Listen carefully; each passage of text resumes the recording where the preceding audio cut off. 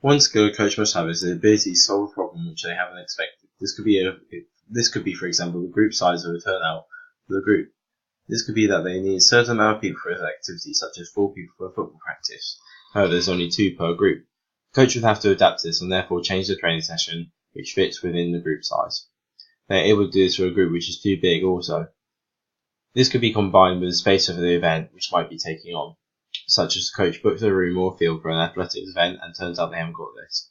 The coach would have to adapt to this so as the situation and not come under the pressure which the athletes are looking for.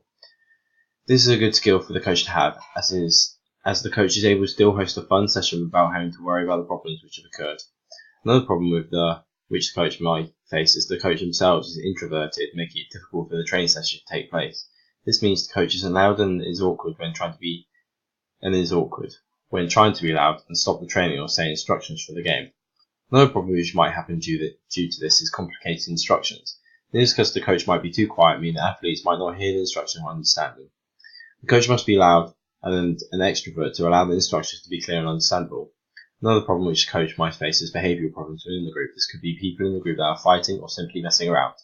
The coach must be able to take control of the situation so before it gets out of hand. The coach might also have to deal with not having enough equipment for the training session to carry on. This means the coach will have to be distributed the equipment as fair as possible or create an event which uses all the equipment and includes all the players.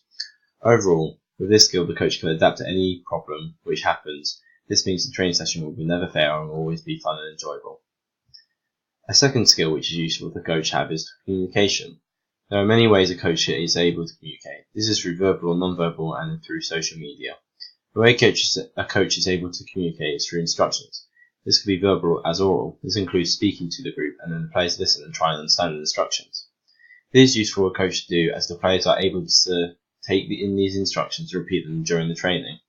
This could be for a rugby training session. The coach might set up an activity and explain it through instructions what they want.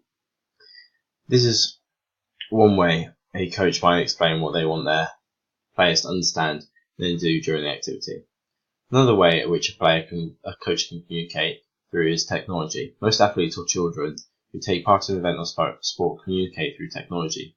This means the coach can distribute the information through social media, making sure each individual gets the information for the upcoming training session or match fixture. This could be a football fixture which has changed. The coach is able to tell all the players to make sure that they don't turn up to the fixture at the wrong time.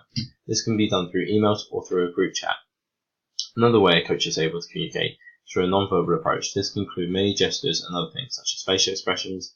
This can be when someone is messing around, they're able to stare at them and try and make them behave. Another way is through body language, proximity, touch, personal appearance, and silence. This is very useful as the coach is able to use all of these without actually having to speak. Players then communicate with the coach by looking at the body language and facial expressions which determine what the coach wants them to do. The coach is also able to communicate the rules and safety which they want to address. This could be warnings about the certain event. This could be a rock climbing event. They must explain the safety rules via communicating with the parents, officials, and the partakers. Overall, this skill allows the coach to communicate in various ways that is effective when done properly. The last skill which is important for a coach to have is organisation. Without this, the session would be able to run properly and would become a sloppy training. This is because it's not organised. There are stages which must be prepared during the exercise, before, after, and during the exercise. Before, for example, is to make sure that activities are well planned out and are well thought through. This could be a warm-up in a game of netball. During the netball game, the coach might have to change it due to it being too complicated for the athletes. This can come from being organised and having a backup plan to something that goes wrong. After the warm-up is ended or session, the coach is able to see where they went wrong and reorganise for the next time at training.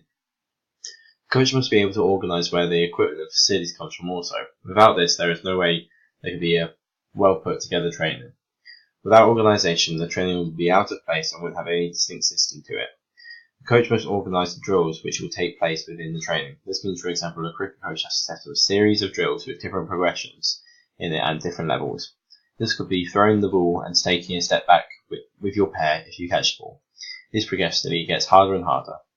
The coach will also have to organise where the money comes from to take the athletes on trips and abroad for a tour. For example, this might be a rugby tour. The coach will have to organise a letter to be sent out to the parents to explain the details of the tour to make sure that they have the correct amount of money which is needed to take the players away for the tour. Coach must be able to think of a couple of ways to split the group into smaller groups when needed. This is important for a big team game which needs to be split into smaller groups for activities. This is where organisation by the coach is helpful. Overall, this is a very helpful skill for the coach to have as it allows them to be prepared and ready for any accidents which may occur during their training session.